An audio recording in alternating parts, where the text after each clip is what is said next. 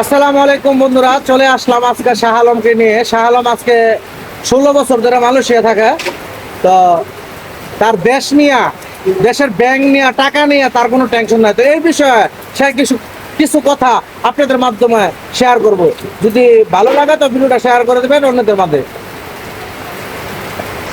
সালাম আলাইকুম শাহ আলম, কি অবস্থা? অবস্থা বেশি ভালো না, কতবার ভালো ভাই। 16 বছর ধরে বিদেশ করতেছি, আমাদের অ্যাকাউন্টে করতাম না বাংলাদেশ। অ্যাকাউন্টে করতে পারো নাই? তাইলে এই যে বাংলাদেশ যেটি কামড় হয়ে মাছ দেবে তার আগে শেষ হয়ে যাচ্ছে, অ্যাকাউন্ট করে করাম কি। তাহলে এই যে বাংলাদেশ সরকার আমার ইয়া করছে, তোমার একটা আইন করছে যে 10 লাখ টাকা থাকুক আর 1 কোটি টাকা থাকুক, মানে যদি ব্যাংকটা বইয়া থাকা, দেশটা মানে ব্যাংকটা যদি দেউলিয়া হয়ে থাকা, তাহলে 1 লাখ টাকা পাবো। তাই এই বিষয়ে তুমি কি বলতে চাও? এই বিষয়ে আমার অ্যাকাউন্টে 900 টাকা আছে, নিলে 900 টাকা নিতে হবে, কিন্তু সমস্যা 900 টাকা নিতে পারবো এত করে? এরপর আমার নাম বাড়ি লিটার ও তো বাড়ির লেটা তোমার না, মানে এই বিষয়ে তোমার এতটুকুই কথা, এর বেশি কিছু না। তাহলে তুমি কি আমার বিষয়ে আর বলবো বিপদ। তো আমি আশরাফ ভাইয়ের কাছ থেকে শুনতে চাই এই বিষয়ে। আপনি যে মতামত উনি যে মতামত বললো শাহ আলম ভাই, হ্যাঁ, আমি যে আমার যে মতামত ওনার কথা থেকে যে ব্যাংক তো আসলে বিরাট মানে একটা পেশা উড়ে দেবো, আসলে একটা বিপদ ব্যাংক বেকার যাবো দেখা যাবো না। হ্যাঁ, ওনার কাছে টাকা নিব দূরের কথা, ব্যাংক আরো বিপদ করবো বুঝা। কেমন বিপদে পড়বে এটা বুঝায় কর।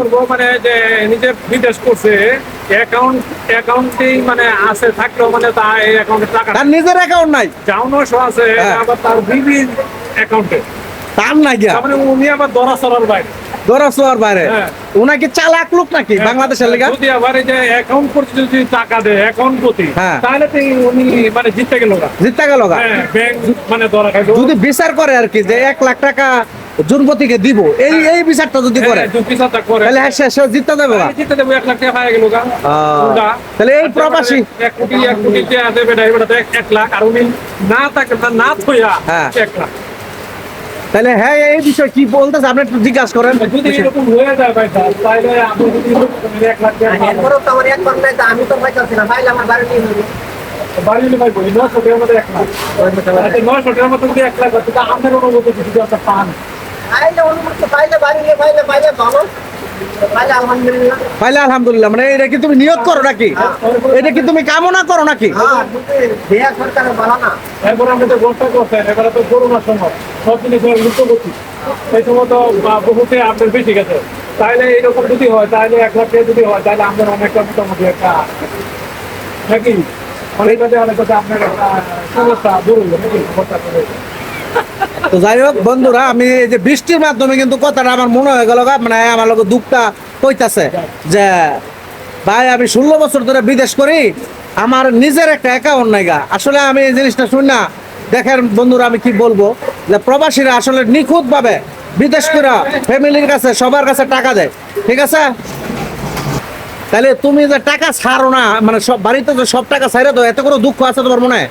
মানে দুঃখ নাই, ওখান থেকে দেশে যাই, এরপরে দেখো যে তোর এক কি নাই, তো দুঃখ দেশে গেলে ওখান তোর অস্তিত্ব দেখতেছি না।